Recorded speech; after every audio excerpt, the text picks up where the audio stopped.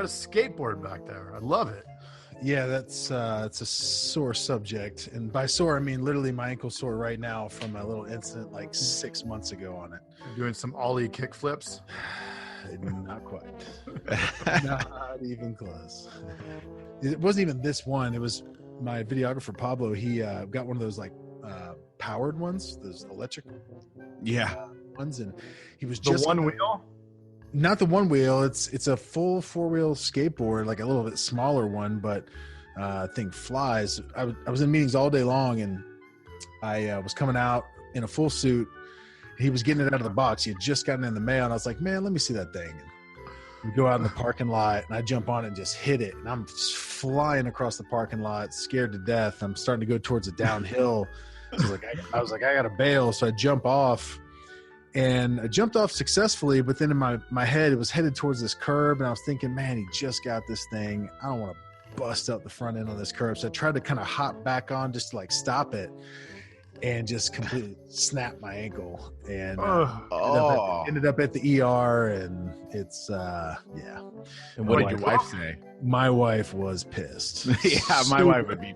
Like, I got zero compassion, and I was in a ton of pain. Like, I mean, it blew up. Like, I mean, it was really We give them so much support and so much compassion, and then the second we have a little mess up, I know. Welcome to the Insurance Dudes, a podcast for insurance agency owners, helping us to think of different ways to optimize our business and our lives. This week on the Insurance Dudes podcast, we are so excited to have Tyler Jack Harris in this 3-part series. This episode, we learn about Tyler's past, how to overcome adversity, and how he was able to sell an insane amount of insurance policies. You have to listen to the whole thing. This is such an awesome episode. What really interests me personally is I love the story of where you came from, and how you were able to overcome those demons that everybody, we all get in our heads. Sure. That say you can't do it. And then, your insurance background is a killer story. So yeah, let's just dive right in.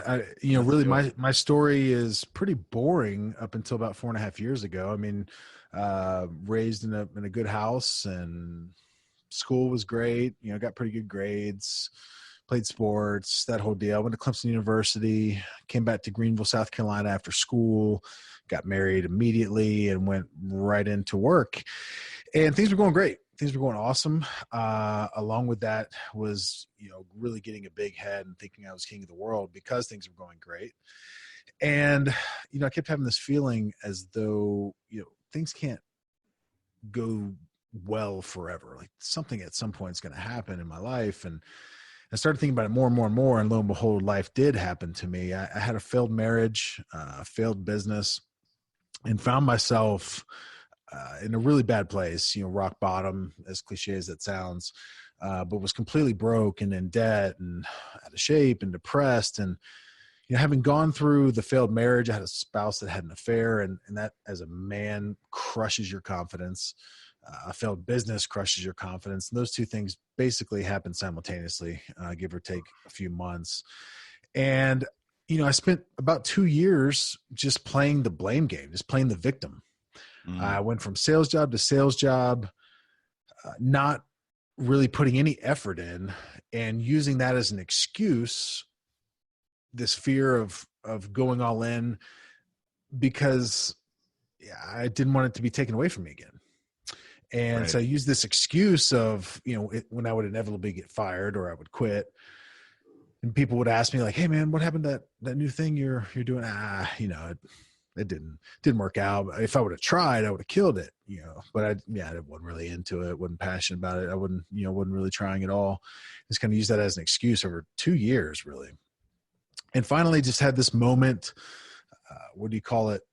Taking ownership, or this aha moment, or whatever phrase you want to put around it. It was as cliche as it sounds, but it really was taking a look at myself and realizing that I was exactly where I was supposed to be, based on the decisions that I had made, based on the things that I had done, based on the way I was living my life, and that every single thing that had happened to me, every single thing that I had done, it was all my fault. And the moment that I came to that realization finally, it was like somebody took handcuffs off of me. It was liberating, it was freeing, and it was full of hope and encouragement, because I figured if I got myself into this situation, as bad as it was, I could get myself out of it. And that's my biggest encouragement to people everywhere, is that, you got yourself to wherever you are, good or bad.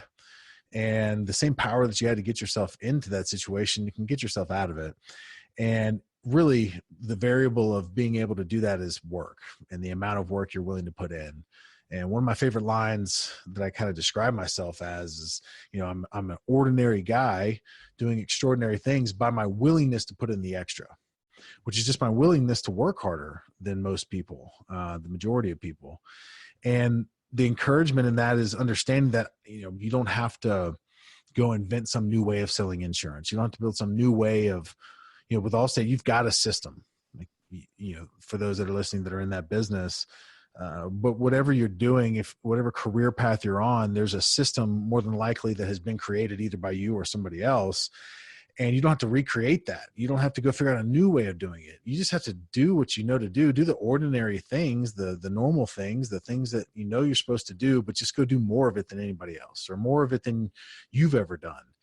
And ultimately that will always turn out positively.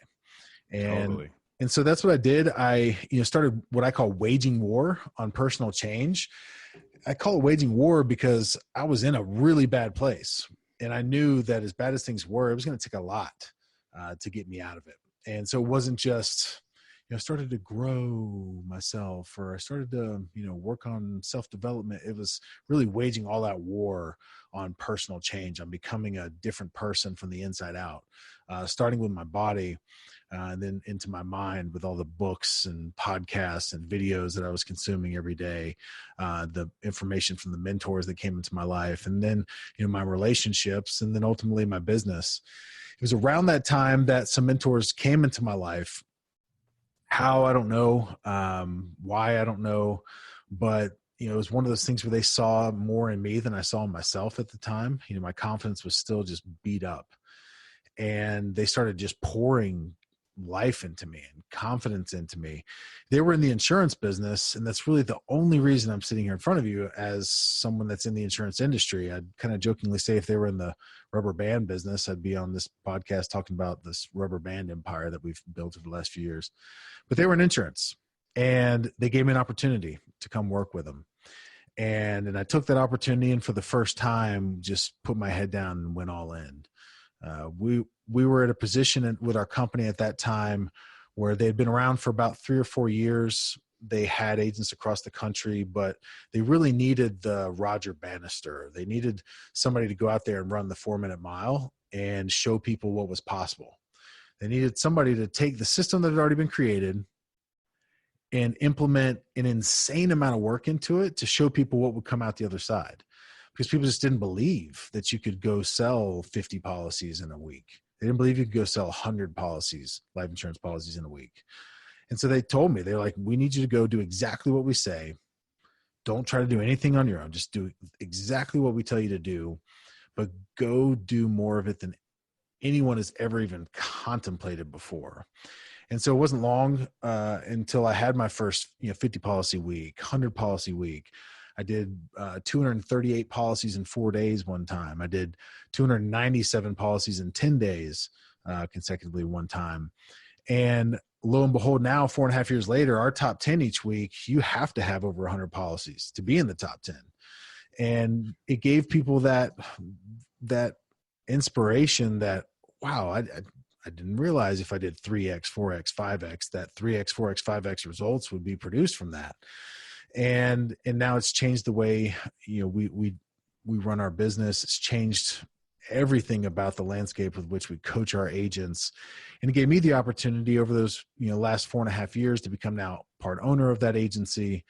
We've got, over 100 agents across the country, and, to step into more of a coaching, training, teaching, leading role now, which I love. But, going from being flat broke to getting in the insurance business, 12 months later, made like $303,000 commissions. 12 months later, 450, 12 months later, 650. And then, last year was the year I became part owner of the company. We did like 8 million in revenue last year.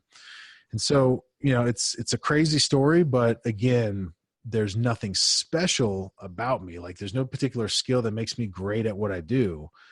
I'm just willing to put the work in and let that speak for itself. But that is special, right? I mean, overcoming those demons in our heads that tell us we can't. I was just talking to somebody about this, and I was talking about how we're really at battle with ourselves. Like there's a way to do everything. There's a way to do anything. If you want to achieve something, somebody's done it. There's a path for that. We know the steps we have to take every day.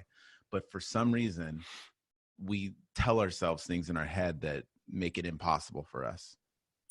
Yeah. I mean, a lot of that is just trying to avoid the discomfort, avoiding the things that are difficult.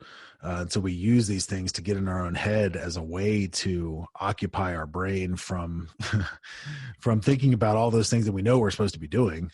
Right.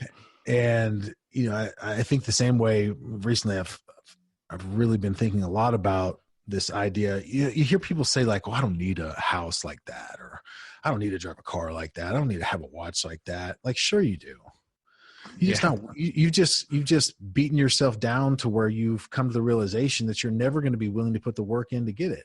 And so you have disguised that now and maybe even truly believed it now that you don't want those things or that you don't desire or need those things. But it's not true. Like you would absolutely love to live that lifestyle or have those things. And so I just want people to be able to start dreaming bigger again. I think people are now just settling for mediocrity and settling for these, small lives that has nothing to do with their capability or their potential and has everything to do with, this level of effort, level of life that they've just accepted as is what it is. And it's just, to me, it's so sad because, it's not just the material things, it's the impact they can make, the people they can help. It's not about all about the money. You want to help a bunch of people, you need a lot of money to help a bunch of people. Right. And the more money you have, the bigger impact that you can make. And I think it's a really big problem that I want to make a little bit of a mark on improving. And you were mentally at that place where you didn't think you could do it. You were beat up. A lot of stuff happened in your past. What were the steps that you took? The simple steps, everybody hears about these big transformations, and then that becomes, somebody's going to listen to this and be like, dude, there's no way I'm selling 300 life policies in 10 days. Like there's just no chance. So what were those little mental steps that you took? Mental steps. I think it's important to take a step back and look at that progression. That the first thing I did was I changed my body. I think people, again, they disguise and they beat themselves down to ultimately maybe even believing that your health and wellness plays no role in business and plays no role in, fulfillment and happiness. It's just not true. And, I would love to say that it was this like altruistic thing at the time that made me do that. But, I was recently divorced and found myself single and obese. And I was like, that is not a good look for being single for the first time in, forever. So I was like, crap, I got to get in shape if I want to ever, attract a member of the opposite sex again. But through that process, you start to build your confidence and you start to build this belief in yourself, and you start to think, man, I think I may be capable of more than I'm, settling for right now. So, whether that's someone that's at rock bottom in that area of life or in all areas of life and is looking to start, it's a great place to start. But it could be someone that has success in the other areas and still that's one area that's lacking. You will never reach your full potential without your health and wellness, fitness being a major component of it. It's just not possible. And so, that was the first step. And so mentally it was really auditing the people I was hanging around with. I'm so intrigued by, Ed Milet's been talking a lot lately about this idea of looking at your identity or your standard as a thermostat. Now, whatever your thermostat, whatever your identity is set at, let's just say you're at 70 degrees. One of the ways that you can ultimately increase that is by surrounding yourself with people that are of a higher temperature, of a higher degree, the way they're living their life. And by just simply being around those people, your temperature is going to raise. And that's something that I did. These mentors were the first people that came into my life, but through my relationship with them, and quite frankly, through social media, this circle of influence, these people that you surround yourself with don't have to be physically in front of you. They don't have to be sitting across from you at, dinner or coffee. They can be the people that you're allowing to pour into you through podcasts, through YouTube series, through books, through audiobooks, and ultimately just auditing every single thing that you're allowing in. And when you really take audit, you realize the things that don't serve you. Like, I quit really watching TV almost altogether. I never watch the news or anything like that, which my wife gives me a hard time about. She's like, you need to know what's going on in the world. I'm like, not really. Doesn't affect me. I remember that last time there was the big solar eclipse. Like, I didn't know until everyone was like running outside, and they're like, how do you not know about this? I was like, how would I know? I don't know. But it's, all that stuff is just, it's all negative, and it's all, we don't realize how much of an impact negative stuff has on your brain, and ultimately your body, and then ultimately the results that you're getting. And so it was taking a hard audit of all the things I was allowing in, and then the people that I was allowing, in my life and that I was spending the most time with. And that was a difficult process. And it's something I've really haven't talked a lot about lately, but, I lost a lot of friends, which is really unfortunate. It's something that, it's something that quite frankly keeps me up at night from time to time, when things happen, because it was nothing against them. Like, they're fantastic people.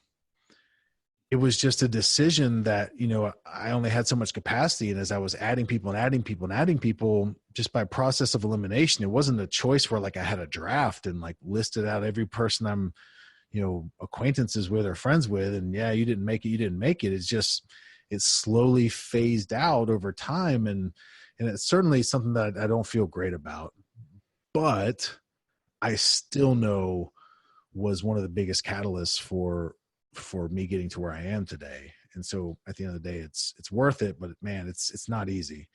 And the reason I say that is because there's a lot of stuff you hear these days, especially like from Gary Vee and people on social media about like, cut the negative people out. I don't care if it's your mom or your brother or your best friend. Like, yeah, I get it, but it's not that easy. Like you don't want to burn bridges. And, when people's feelings are involved, like you got to be thoughtful through that process. But it was surrounding myself with others.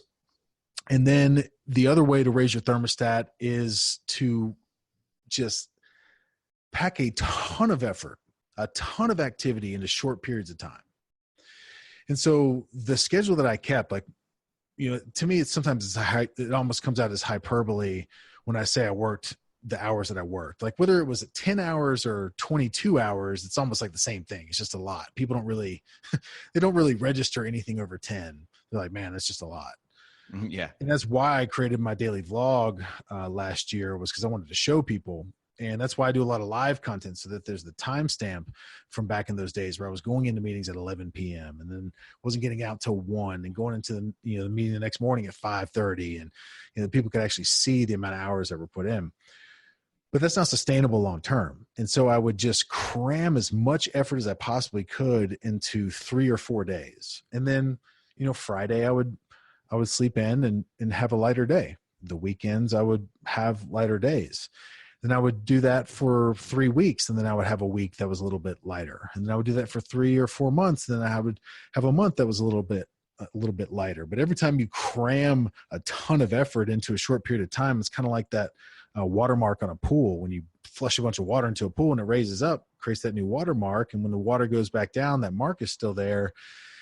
And it gives you the ability to, when you go back to your normal flow of operation, your normal activity level, it starts to seem like it's not that bad. You're like, oh, well, I could do a little bit more now because I was doing this insane volume, insane work. I can do a little bit more now. Then every time you do those little spurts of just crazy effort, when you go back, you go a little bit higher in your level of activity and your level of results that you're getting.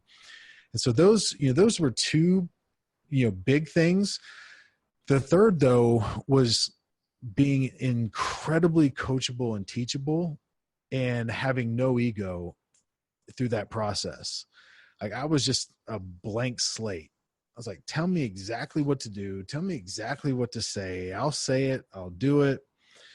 And that's it. Like, I won't question it. And a lot of that was because of the trust and belief that I had in those mentors. I didn't know them at the time very long, but I could just tell that what they were telling me was true. I just believed them. It was the integrity behind, what they were saying and how they were saying it and the stories that they were telling me. And, I think back to that time now, and I'm just so grateful that I went all in and did what they told me to do, because, man, especially given the fact that where I was in life, it would have been so easy just for it to be one more sales opportunity that I squandered. And I'm so glad that I really, really took hold of it. But I think that's it. It's being coachable, teachable, surrounding yourself with positive people that are doing better than you, that can pull you and not you pull them. And then just cramming insane work ethic and work effort into short little periods of time, short little bursts of time. And, next thing you know, you look up a year later and you're like, holy crap, I don't even recognize the person that I see in the mirror. I don't even recognize my bank account. I don't recognize where I'm at in my business. And it's just that, exponential growth over time. I think one of the hardest things for an Allstate agent is to sell life insurance. We all have agencies. Honestly, our goals for the year is as low as 12 policies on a 12-month rolling basis. Yeah. Up to 18. And everyone's complaining, struggling. I love that you can crush so much in a small period of time. Yeah. What are a couple little tidbits, a couple techniques just on the technical side of things? Yeah. That helped you? So the biggest thing, just from it's the key, but it's not so detailed and technical, but it's the key is creating a niche or identifying a niche that's insanely narrow. And so I think that's what, especially, the Allstate agents that are listening, watching, you try to be all things to all people, you end up being nothing to no one. Anybody that walks in the door, anybody that you're in contact with, yeah, that can be my target market. And yeah, I've got some product that's great for you, but it's really developing the exact, almost like an avatar of like what that ideal customer or client looks like, and then building all of your systems around reaching just those people.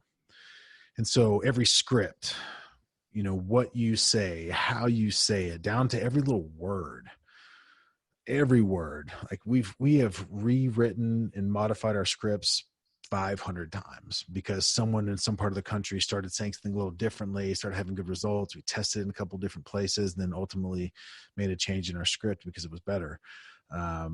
Again, there's no ego even from the top down. If there's someone figured out a better way to do it, we're all ears.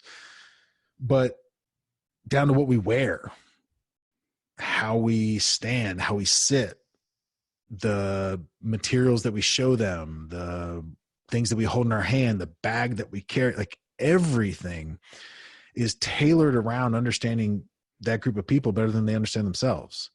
And to me, there's no manipulation involved. There's nothing sleazy or, about it. It's the ultimate form of respect to me. It's no different than if someone speaks Spanish and I come walking in trying to sell them a life insurance policy speaking German. It's not going to be very effective. But if I learn Spanish just to be able to cater a message to that person to get them to a buying decision quickest and most effectively, and that's the ultimate form of respect that I'm showing that person. And that's what we've done is we've created a scenario where we give people all the information they need very, very quickly. We plant a little seed of doubt, then offer them an immediate solution to where they can make a buying decision quickly. And, it very much becomes order taking at that point. I could wake me up in a dead sleep. I could recite every part of every script. And, then it's just, so what do you want to start with? Like that's literally, that is literally my close in every single meeting, over 8,000 policies in 3.5 years. I even do that with my shoulder. I shrug my shoulders. I go, so what do you want to start with? So what do you want to start with? Nice and light. And they'll say, oh, the number one objection we all get is I need to think about it, or I need to talk to my spouse. Right. And this is a good, tactical tip here. First, you're going to agree with them, completely understand. Like I would have to talk to my spouse about this as well. The majority of people I've met with today said they needed to talk to their spouse, but here's why they went ahead and signed up anyways. We're just going to fill out the paperwork and submit the application. You're not going to pay anything today. We can set your payment out, week, 2 weeks, whatever you need. We're just getting the process started today. And then literally immediately, so what do you want to start with? Right back at it. And there's times where I've said 4 or 5 different, answers to someone's objection, but it all goes back to, so what do you want to start with? And I don't even look them in the eye. I'm looking down and pointing on the brochure exactly what I want them to start with. And I'll just sit there in silence, like, what do you want to start with? And they're like, I guess 250,000. Sure. You and your spouse. That's another really, really, really good line. You and your spouse, almost like it's just an afterthought. Like, of course it's 2 policies, not 1. Right. So for every person I'm meeting with, it's, we're selling 2 policies, hopefully. Any kids over 18, we're definitely trying to sell them policies. So I can sit down with one person and sell, 3, 4, 5 policies potentially. But it's just, it takes, what we've done is we've taken every sales aspect out of the equation. We're there to serve. We're there to provide them with a solution to a need that they have. We're not there to sell them anything. We even tell them, like, look, if you need coverage, great. If you don't need it, great. Either way, I'm indifferent. My job is just to simply educate you on what you have available. And truly believing that, because, as you get into the business and you learn your system, you'll learn eventually what your conversion ratios are, your close ratios are. It's just a numbers game at that point. Like you just have to trust in those conversions. So I know, like, if I'm sitting down with someone, I've gone through the pitch, and if they're giving me a bunch of objections, I'm literally trying to get them out of my face as quickly as possible, because I know there's 5 more people that I need to get to that are getting less interested by the second. And that it's not my job to force them to buy. It's just my job to get the information out and let the numbers do the rest. And I think a lot of people, they get so caught up, they get this commission breath, they get this desperation, which people can feel and sense and smell from a mile away when you really need that sale. Like I had to have 12 policies this year and I've only got 10. It's December 15th. Like I really, like, what can I do to make you buy? They can sense that from a mile away. But when you genuinely are, what's that word? Indifferent. Like, I love that word, indifferent. When you genuinely look and feel indifferent, like, I don't care. Sometimes I'll add, like, it doesn't matter to me. It certainly matters to your family. It doesn't matter to me. I'm completely indifferent. When they can actually feel that, take that to the extreme. Like when they're looking at, well, I'm thinking, should I do the 200 or the 100,000? Like, do the 50. Why don't we just start with the 50? And then, later, if you need to add more, add more. Every single time I do that, they go, you're right. Let's do the 200. Yeah. Like, because you're being a good person. Like, you're not trying to put them into something that they're uncomfortable with. I'm like, shoot, let's start at the lowest. I don't care. It doesn't matter to me.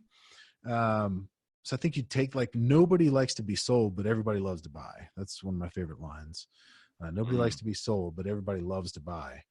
And we all know what it feels like when someone's trying to sell us. And if you can eliminate that, completely off the table to where you're just having a conversation and they know that, there's no pressure whatsoever, even down to the, so what'd you want to start with? that idea of starting is huge too. Starting, what do you want to start with? It's like the least path of resistance. It's like, I'm just starting. I can always, because they can't always change it, cancel it, whatever. We have very, very low cancellations, chargebacks within our organization. But what do you want to start with? What do you want to start with? That's what it's all about. Tyler, how much of the process actually is needs based, where you're uncovering what they need, and it's such a because of the way our system's created and the volume that we're doing. I mean, it sounds a little bit silly, but like they all need it. Mm-hmm. So with what we're doing, like we sell one product, and we sell a lot of it, and we know that they have other coverage, and so we don't have any. We're certainly not, ignorant to the fact that people have tons of different coverages from different places. Their brother's a State Farm guy, and there's, uncle used to work for Mass Mutual, all these things. Like, they've got plenty of coverages, but to me, that's where it gets into planting a little seed of doubt, not creating like this gigantic concern that they're going to need to really sit down with all of their stuff. And I'm going to need to look at all this over, and I'm going to need to talk to my other advisor, and I'm going to talk to my other agent, and I'm going to really need to sit down and figure this out. I'm just planting like a little seed of doubt of like, I never really thought about that. And then immediately offering them a solution that seems so seamless and so effortless. And again, they're just starting there, and it's just adding to what they already have. Another line that I really love that I use not all the time, but probably 30% of the time when I feel like somebody needs it, is I'll say, everybody gets to choose the legacy that they leave behind. So what do you want to start with? And it's a tough one to say no thanks. But yeah, so I mean, needs analysis for us, because we're not doing some huge strategy and looking at all the different things. It's not really high on the radar. We just know that there's yet to be a beneficiary upset because they had too much life insurance, and that's just a fact. And I feel extremely, extremely good about that when I go to sleep at night. Hey, thanks for checking out the Insurance Dudes. Hey, please subscribe. We got some really great stuff coming out.